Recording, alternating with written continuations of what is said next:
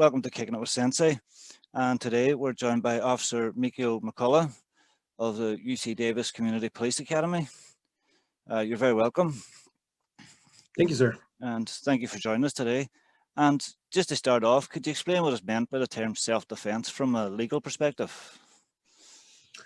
It's very broad and very general, but the legal definition is any kind of use of force used to protect oneself from attempted injury from another. Excellent. Pretty simple, straightforward, and very generalized based on the situation. Definitely.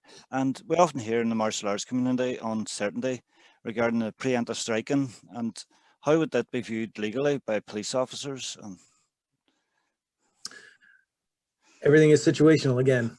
It's based on what we call the totality of the circumstances. Yeah.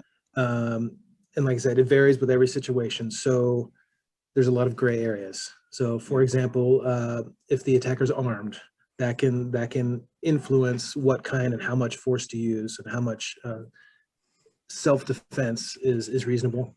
Any kind of size, strength, skill level, any kind of discrepancies between the, let's say, victim and the person doing the aggression. Yeah. Or we'll say for the preemptive strike, we'll say that that's the victim in the situation because there must be a need for it. It depends on the reason or the story behind their contact. You know, if I talk smack to somebody and they get up in my face, you know, who is really responsible for that situation, you know? And if I preemptively strike them because they're in my face, am I the one that caused the entire interaction? You know, so that plays a part as well. Drugs and alcohol can play a part. Verbalizations. So if somebody says they're gonna kick my butt and how they're gonna do it, that can give me a cause for potential preemptive strike for self-defense. Depends on the situation again. There's many other things, and it's unfortunate that there's no set definition because it all depends on the entirety of what's going on. Yeah. And does having martial arts training affect how a case is viewed in court?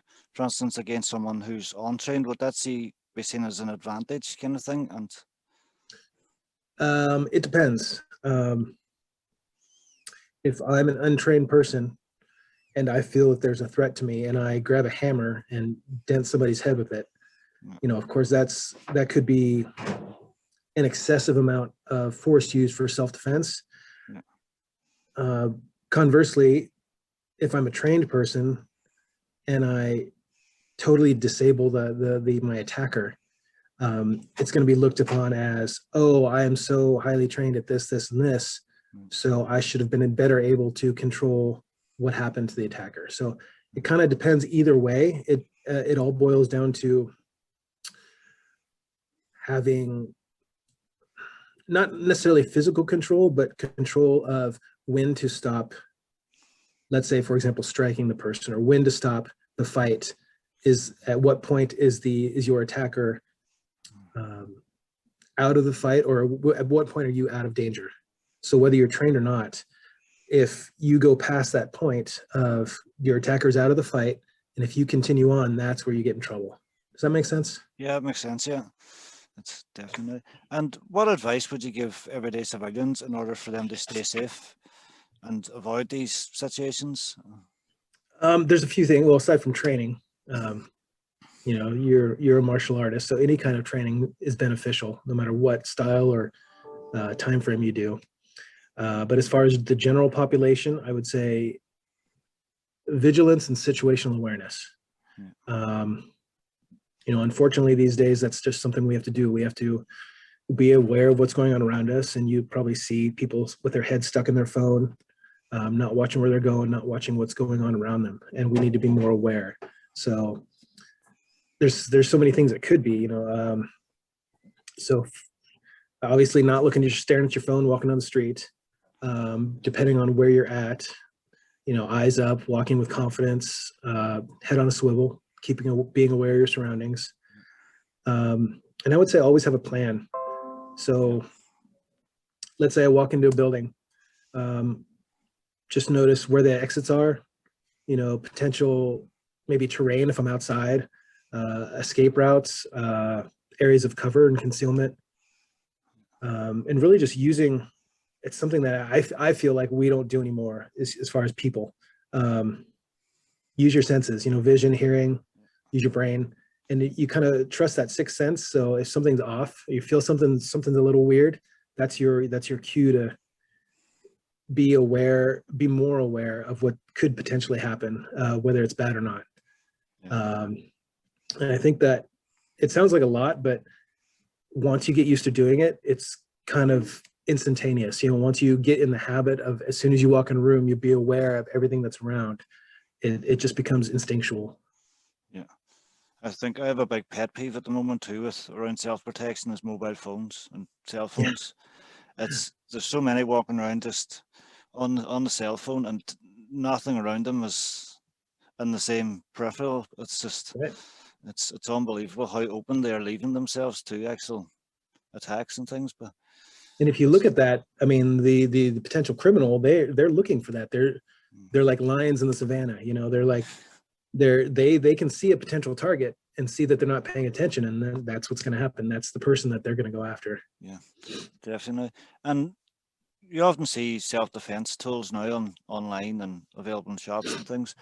And weapons such as swords and nunchucks and things are illegal in a lot of places. But what would be the legal view on carrying things such as Cubitons and tactical flashlights and those as self-protection tools? Any kind of, at least as far as here, I'm speaking for California. Yeah. Any kind of self-defense tools or anything like that, it's really specific to your location. So, for example, here in California, you can carry a pocket knife, let's say, but the blade has to be under 2.5 inches. So I don't know what that is. You can carry pepper spray. You can carry pretty much anything other than a handgun without being having a license for it. Yeah. But the biggest problem I see with that is, again, training. I know a ton of people who have some sort of self-defense weapon or equipment, and they just don't have the ability to use it, and it results in them getting it taken away from them or used on them. Yeah. So again, training and mindset is very important for that sort of thing. Again, yeah, Cubitons, let's say, again, it's, if you can't use it, why have it? Yeah. Again, like, as for non-trained people, civilian people generally, I recommend pepper spray. Yeah. Sure, you could get it taken away from you and used against you, or you may get some blowback if the wind's blowing, but it's easy to use, and you could pre-prepare. You could have it in your hand, thumb on the trigger, and then if something happens, then you're at least ready to use it. Yeah. But like everything else, there's negatives and positives to any kind of self-defense weapon. It's just all amounts to what your personal training level is. And I should add one more thing. At least what I see is the general population, there's an unwillingness to use that particular self-defense weapon, not only because of training, but generally people don't want to hurt other people. Yeah. And so you have to have the right mindset to be willing to, I like to say, think that, feel enough about yourself to know that you are worth protecting. So if somebody is trying to hurt you, then you are worth protecting more than them. So at least have that mindset of being willing to use whatever tool you may have. Yeah, definitely. Now, one of my favorite tools for self-defense would be the walking cane, and it's increasingly growing in popularity now. And I would actually be part of a group that would train people on the walking cane as a self-defense tool. And it actually came up recently, a question in a Zoom meeting between ourselves. At what point would a walking cane become a weapon kind of thing and sort of be questionable about its legalities? Because you see them now with the shark teeth and the points and things like that on it. At what point does it stop being a legal walking cane and become illegal? It's a questionable one. It depends, only because just because there's no case law or there's no rules on it yet doesn't mean there won't be in the future. Yeah. I mean, I could pick up a stick off the ground, and if it has a sharpened point, it's not necessarily illegal, but it's an improvised weapon based on the situation. As far as canes go, let's say, I would say as far as the points, teeth, or anything like that, I can only speak for California. Yeah. I think here, California, there's no cane swords, cane guns, nothing like that. If you can have a cane, but there's also, you can't have any knife or blade that is disguised as to not look like a weapon. Yeah. So in terms of case law, let's say with a cane and it's got a sharpened point, or it's got a teeth or whatever that could be construed as a knife or a dagger, Yeah. then you could get in trouble after the fact. Yeah. It all depends on what the court basically says is a weapon, or what are you trying to hide by having that there. Yeah, definitely. And finally, where can people find out more about self-defense and keeping themselves safe and the law within California?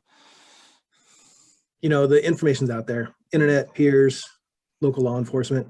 I think the key with anything is to kind of sift through it and find out what's actually true, because there's so much just information people just throw out there.